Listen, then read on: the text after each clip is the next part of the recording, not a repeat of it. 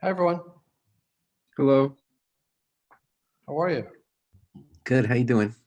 Good, thanks. Are you really in your office or is that a backdrop? I'm really in my office and it's a backdrop. Oh, It's okay. deep, isn't it? But Mike is truly on top of the green. He's suspended in air. The green from what, 50 years ago? The colorized green. The actual background is not as exciting, so got to go with the backdrop. In full transparency, I have a not transparent backdrop. Thanks everyone for joining. We don't have a ton of updates today. It's a little quiet on the news front. We have a total of 1,530 confirmed cases, and we're up to 57 fatalities. I just wanted to note that one of those fatalities is a woman that was 108 years old. So that's pretty incredible that someone made it that far. A quick update on the testing sites, and just wanted to continue to encourage people to access the testing sites. We now have 5, as folks know, that are up and running. And our website outlines all the details on the sites of what, how people can enroll, what the hours of operation are. And it's helpful for the press to get the information out on those websites, on the testing sites, so we can make sure that as many people as possible take advantage of them. And Director Bond, you had an update on the first day of the Murphy site, correct? Absolutely. So today was a success with the setup. We had no glitches, so just very pleased with the team, with the City of New Haven and our private partner, Dr. Murphy Associates. We have approximately 20 individuals that have been tested for as of today. So we're just really glad that we were able to launch this testing site on Day Street. And you said that tomorrow you're going to not operate, correct, because of the weather? So due to inclement weather, we're going to cancel our testing site tomorrow. We will resume at 8 a.m. on Friday, May 1st. And so we ask and encourage individuals to please register for an appointment. You can go online and register for an appointment between 8 to 4. And we can then set you up. We do take insurance, but if you do not have insurance, we will also accept at no cost for you to be able to have access to testing. So we want to encourage everyone within that community that would like to make an appointment for a walk-up testing site. You are free to do that. If you are interested in other testing sites within the city to see if one is near you in your community, please visit the New Haven City of New Haven website, where we have all of the testing sites listed there. Director Bond, do you have a nursing home update that you could share? I do, Mayor. Thank you for that. And so, as you know, part of our efforts in monitoring and surveilling this pandemic within the City of New Haven, we are also tracking our nursing home numbers with our team and our epidemiologists, which are daily calls to these nursing homes. So currently, what we have at the Grimes Center is a total of 68 residents that have tested positive currently as of today. We have a staff total of 19 COVID positive employees, and that is a 10 positive new number since the last account that we provided in our last report.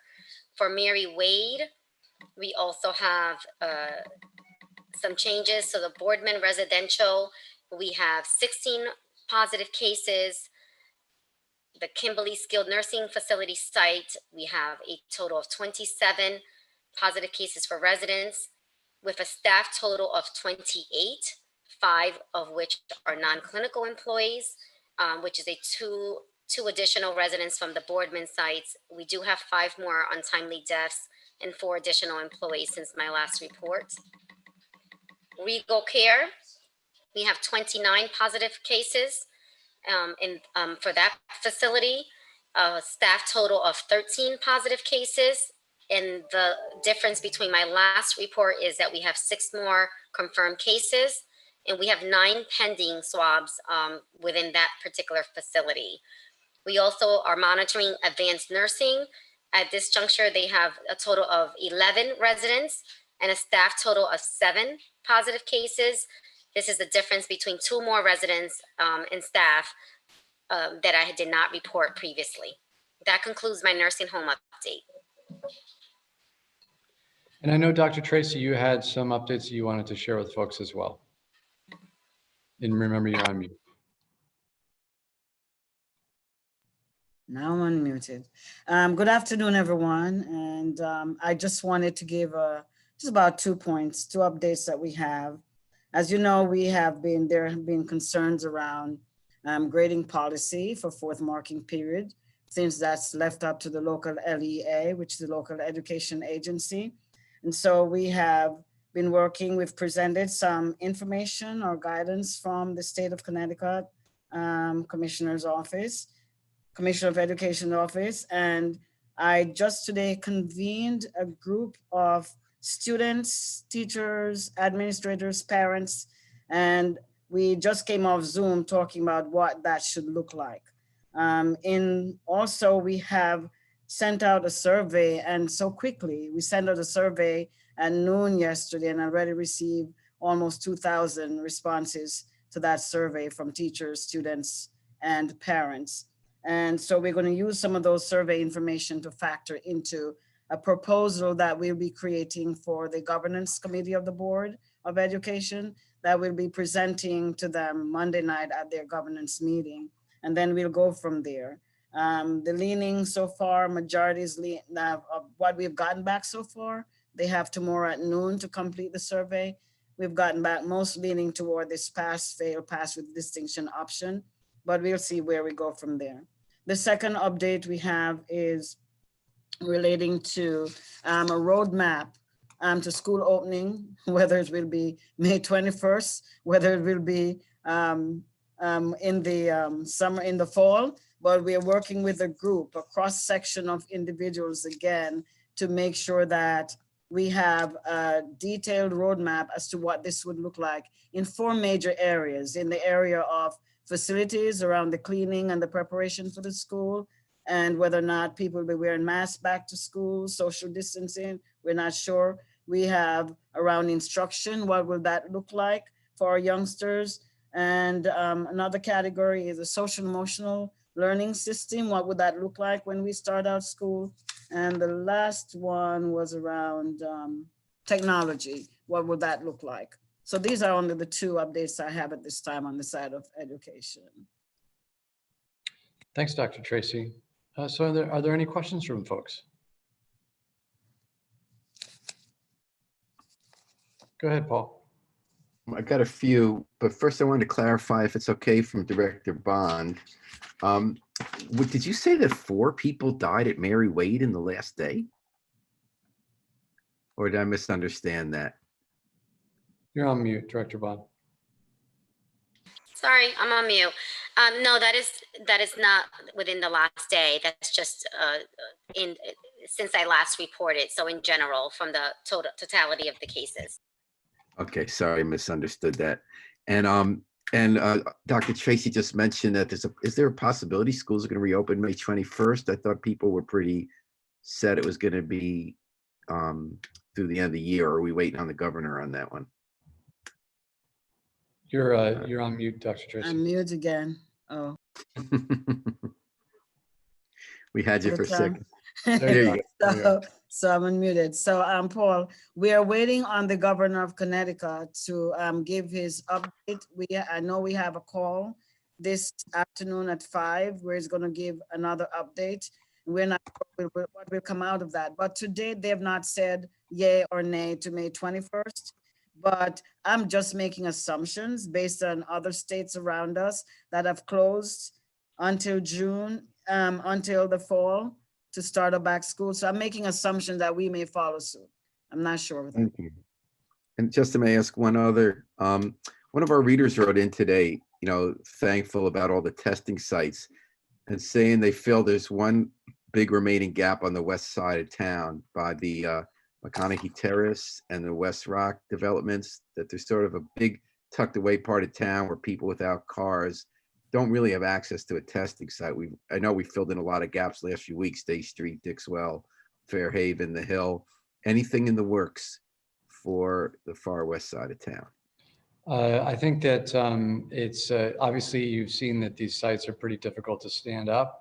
It's very important that people know that they can get a free taxi M7 if they call 211 after enrolling at the CVS site, and that will take them to CVS and back home.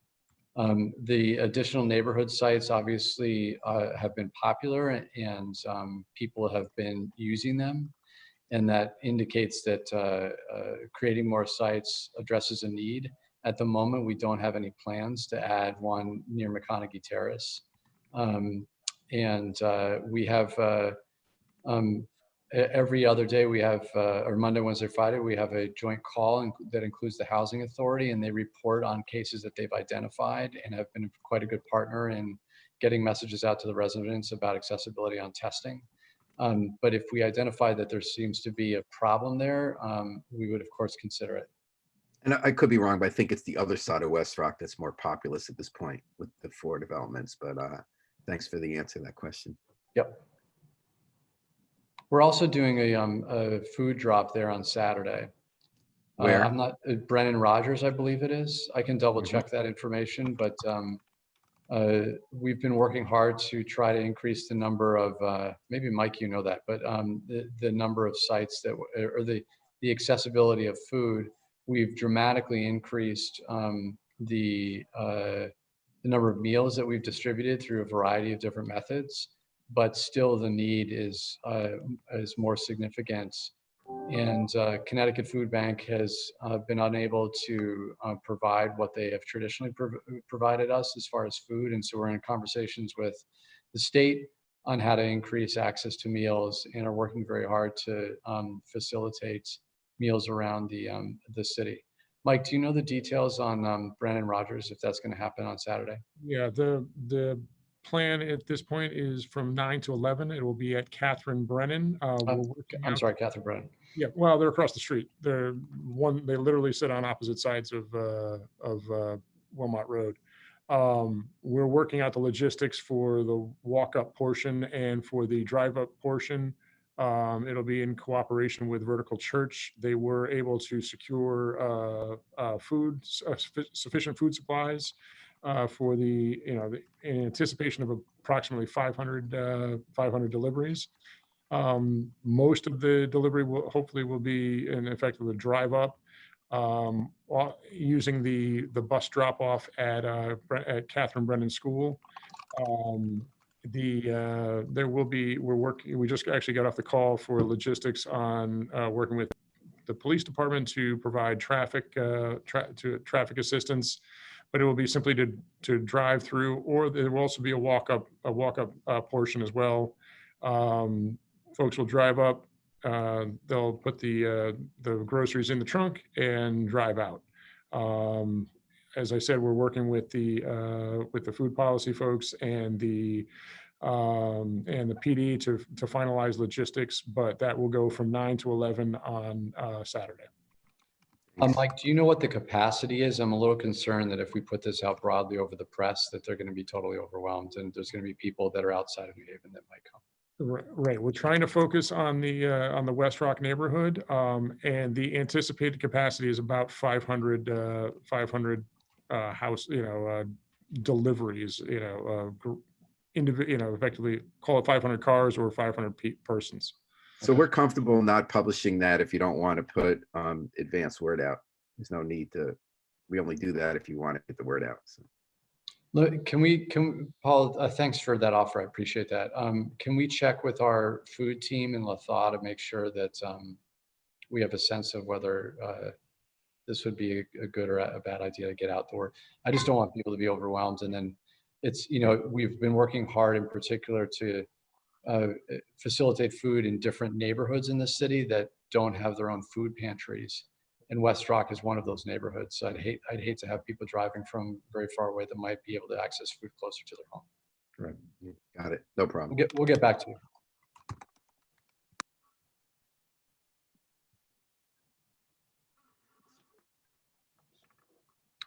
Other questions from folks?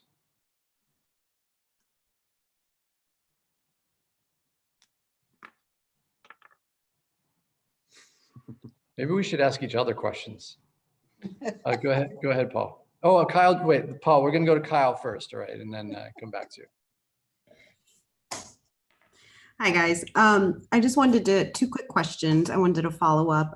Mayor, the late last week, I think I'd asked about someone who wrote into us and said that they're working at one of the city's contracted hotels, and they claim that there's people staying there who are testing positive for COVID and they're there for isolation. I just wanted to circle back with that and see if there's any answer from you guys on whether or not that's actually something that's happening. Sure, I appreciate that. So my understanding is we are not sending people to hotels that have tested positive for COVID-19.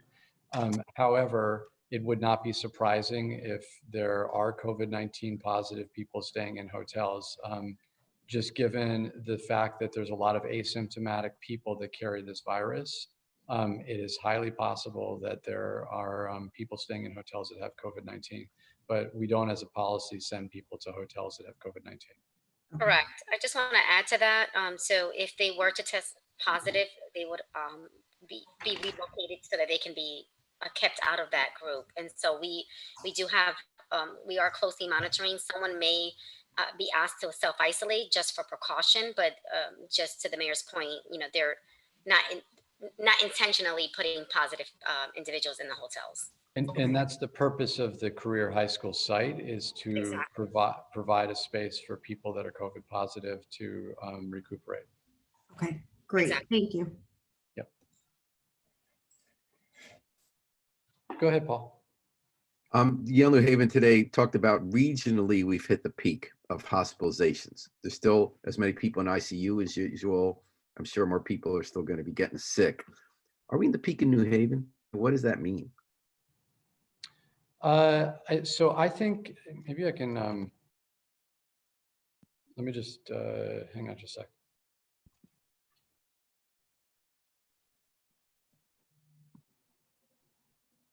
Can you see that?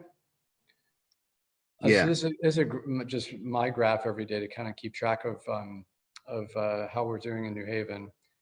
And this is the blue line is the total number of cases that we have identified. So this line's never going to go down. It just keeps getting, you know, greater and greater the number of cases, but you can see that it's starting to flatten out here. And one other thing about this is that this has never been really steep.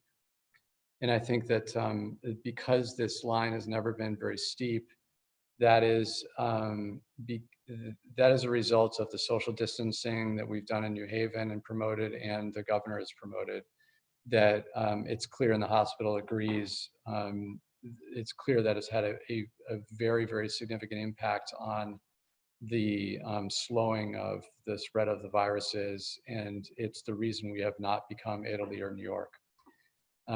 And you're starting to see every day in New Haven fewer identified cases, while at the same time we have more and more testing available.